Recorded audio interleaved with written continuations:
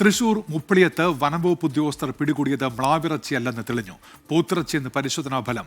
മ്ലാവിറച്ചി വാങ്ങിയെന്നാരോപിച്ച് ചാലക്കുടിയിലെ ചുമട്ടുതൊഴിലാളി സുജീഷും വണ്ടി ബ്രോക്കർ ജോബിയും 35 ദിവസമാണ് ജയിലിൽ കിടന്നത്.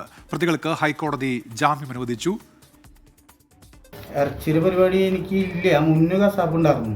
അപ്പൊ ആൾക്ക് എവിടേക്കോ ടൂർ പോയിട്ട് വരുന്ന ടൈമിൽ എന്നെ വിളിച്ചതാണ്, കുറച്ച് ഇറച്ചി വേണമെന്ന് പറഞ്ഞിട്ട്. അത് ഞാൻ കൊടുത്തിട്ടുണ്ടായിരുന്നു. അപ്പോൾ ആളത് ഫ്രീസറിലാണ്ട് വെച്ചിട്ടുണ്ടായിരുന്നു. അങ്ങനെ വന്ന് പിടിച്ചതാന്ന് പറഞ്ഞാൽ എൻ്റെ അടുത്ത് 40 ദിവസം ഞാൻ ജയിലിൽ കിടന്നു. ഇന്ന് വരെ എന്നെ പണിക്ക് ഇതുവരെ കയറ്റിയിട്ടില്ല. ഇപ്പോൾ 10 മാസമായി. എൻ്റെ വീട്ടിൽ എങ്ങനെയാ എന്താണെന്ന് ഞാൻ എല്ലാവരുടെ അടുത്തും ഞാൻ കരഞ്ഞും കാല് പിടിച്ച് നോക്കി. പരിശോധനയുടെ റിസൾട്ട് ഇന്നാണ് എനിക്ക് കിട്ടുന്നത്. അപ്പോൾ ഇന്ന് ഞാനത് യൂണിയൻ്റെ ഭാരവാഹികൾക്ക് അയച്ചു കൊടുത്തു. അപ്പോൾ അവർ പറഞ്ഞു ഞങ്ങൾ നോക്കട്ടെ, ഞങ്ങൾ നോക്കട്ടെ എന്ന് പറഞ്ഞു, നാളെ സംസാരിക്കാമെന്ന് പറഞ്ഞു. ഈ ഒരു കേസിൻ്റെ പേരിൽ ഇതൊരു കള്ളക്കേസാക്കി ഞങ്ങളെ കുടുക്കി എൻ്റെ ജീവിതം ഇല്ലാണ്ടാക്കി എന്ന് പറയാം. ശരിക്കും പറഞ്ഞു കഴിഞ്ഞാൽ ഫോറസ്റ്റുകാർക്ക് എന്തോ മുൻവൈരാഗ്യത്തിൻ്റെ പേരിൽ അദ്ദേഹത്തെ കൊടുക്കണമെന്നുള്ള ഉദ്ദേശത്തോടു കൂടി തന്നെയാണെന്ന് അവർ പ്രവർത്തിച്ചത്. ഇതിൻ്റെ അടിസ്ഥാനത്തിൽ അന്ന് കേസെടുക്കുകയും അദ്ദേഹം റിമാൻഡിൽ പോവുകയും ഹൈക്കോടതി ജാമ്യം അനുവദിച്ച് അദ്ദേഹം റിലീസ് ചെയ്യുകയും ചെയ്തു. ഫോറൻസിക് സയൻസ് ലാബിലേക്ക് ഇതിൻ്റെ റിപ്പോർട്ടിന് വേണ്ടി ഫോർവേഡ് ചെയ്തിരുന്നു. ഇത് സാമ്പാർ ഡിയർ അല്ല, നേരെ മറിച്ച് കാറ്റിലാണെന്നുള്ള കാര്യം നമ്മൾ ഈ റിപ്പോർട്ട് കൊണ്ട് കാണുന്നത്. ഇനിയിപ്പോൾ അദ്ദേഹം ഇതിലെ കേസിലെ പ്രതികളായിട്ടുള്ള ആളുകൾ, വിക്റ്റിമായിട്ടുള്ള ആളുകൾ ഇതിനെതിരെ ഹൈക്കോടതിയിൽ OR കോഷ് ചെയ്യാനും അതോടൊപ്പം തന്നെ ഡാമേജിനെതിരെ കുറ്റക്കാരായിട്ടുള്ള മുഴുവൻ ആളുകൾക്കെതിരെയും നഷ്ടപരിഹാരവും മറ്റു കാര്യങ്ങളും ആവശ്യപ്പെട്ടുകൊണ്ട് ഹൈക്കോടതിയെ സമീപിക്കുന്ന ശ്രമത്തിലാണ്, അതിൻ്റെ ഒരുക്കത്തിലാണ്. YS അഭിനന്ദൻ ഇപ്പോൾ വിവരങ്ങളുമായി തൃശ്ശൂരിൽ നിന്ന്. അഭിനന്ദൻ, ഇത് നമ്മുടെ മുൻപിൽ വേറെയും ഇത്തരത്തിൽ സംഭവങ്ങളുണ്ട്. ഈ മ്ലാവിറച്ചി എന്ന് പറഞ്ഞ് വനംവകുപ്പ് അറസ്റ്റ് ചെയ്യുമ്പോൾ അതെങ്ങനെയാണ് മ്ലാവിറച്ചി എന്ന് വനംവകുപ്പ് ആ സമയത്ത് എങ്ങനെയാണ് സ്ഥിരീകരിക്കുന്നത്? ഇത്തരം തുടർച്ചയായ സംഭവങ്ങൾ വരുമ്പോൾ എങ്ങനെയാണ് അവരുടെ ഒരു പരിശോധനാ രീതിയും? അഭിനന്ദൻ,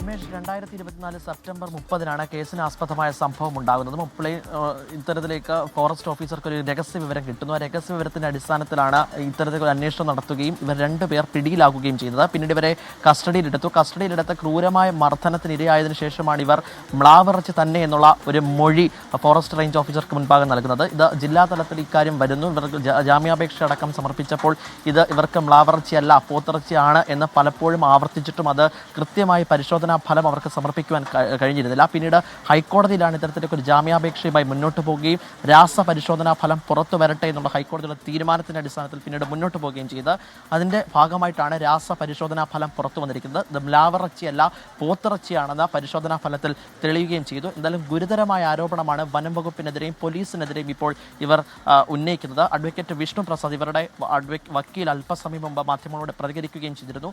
പോലീസിന്റെ മുൻവൈരാഗ്യത്തെ തുടർന്നാണ് ഇത്തരത്തിലേക്ക് മനഃപൂർവ്വമായി കേസിൽ കൊടുക്കാൻ ശ്രമിച്ചതാണെന്നാണ് അഡ്വക്കേറ്റ് വ്യക്തമാക്കുന്നത്. ഇവർ ഇനി നിയമ നടപടികളുമായി മുന്നോട്ട് പോകുമെന്നാണ് അറിയിച്ചിട്ടുള്ളത്. സുജീഷും ജോബിയും ഇക്കാര്യത്തിൽ ഹൈക്കോടതിയെ സമീപിക്കാനുള്ള തീരുമാനമുണ്ട്. പോലീസിനും വനംവകുപ്പിനുമെതിരെ ഗുരുതരമായ ആരോപണം വരുന്ന പശ്ചാത്തലത്തിൽ ഇവരുടെ പ്രതികരണം, അതായത് ഫോറസ്റ്റ് ഓഫീസർ, വെള്ളിക്കുളങ്ങര ഫോറസ്റ്റ് ഓഫീസറുമായി നമ്മൾ സംസാരിച്ചു. അവർ പ്രതികരിക്കുന്ന ഇപ്രകാരമാണ്: കൃത്യമായ ഫോട്ടോയും ഒപ്പം തന്നെ തെളിവുകളുടെയും അടിസ്ഥാനത്തിലെടുത്ത കേസ് മാത്രമാണ്, അല്ലാതെ മറ്റൊരു കാര്യവും ഇതിന് പിന്നിലില്ല എന്നതാണ് ഇപ്പോഴും ഫോറസ്റ്റ് ഓഫീസറും വനംവകുപ്പും വ്യക്തമാക്കുന്നത്. പക്ഷേ നിയമ നടപടികൾ സ്വീകരിക്കണമെന്ന നിലപാടിൽ തന്നെയാണ് സുജീഷും ജോബിയും ഉള്ളത്.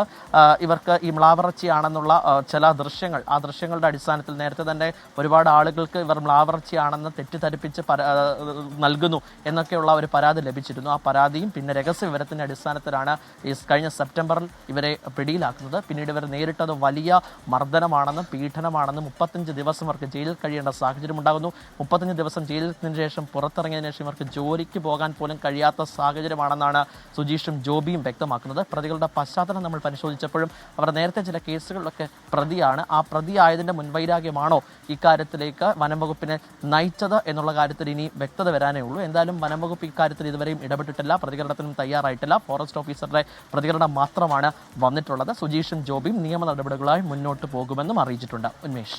ശരി, YS അഭിനന്ദാണ് തൃശ്ശൂരിൽ നിന്ന് വിവരങ്ങൾ നൽകിയത്.